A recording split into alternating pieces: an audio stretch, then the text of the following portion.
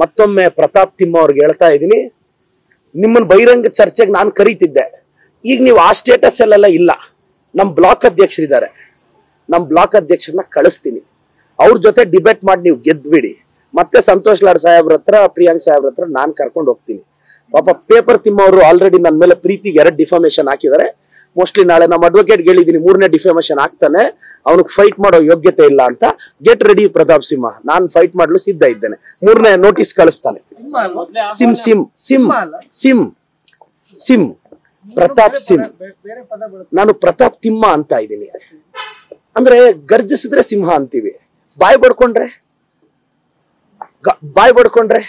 ಅಲ್ವಾ. ನಾನು ಪ್ರತಾಪ್ ಸಿಂಹ ಅವ್ರನ್ನ ನರಿ ನಾಯಿ ಅನ್ನಕ್ ಇಷ್ಟ ಇಲ್ಲ. ನಮ್ಗೆಲ್ಲ ಸಂಪ್ರದಾಯ ಇದೆ.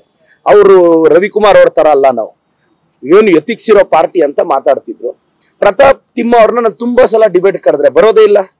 2 ಡಿಫಾಮೇಶನ್ ಹಾಕಿದ್ದಾರೆ. ನನಗೆ ಗೊತ್ತು ನಾಳೆ ನೋಟಿಸ್ ಕಳಿಸ್ತಾರೆ, ನಾಳಿದ್ದು ನೋಟಿಸ್ ಕಳಿಸ್ತಾರೆ. ರಾಜಕಾರಣದಲ್ಲಿ ಸಹಿಸ್ಕೊಳ್ಳೋ ಯೋಗ್ಯತೆ ಇಲ್ಲದೆ ಆದ್ಮೇಲೆ ಪಾಲಿಟಿಕ್ಸ್ಗೆ ಏನಕ್ಕೆ ಬರ್ಬೇಕು?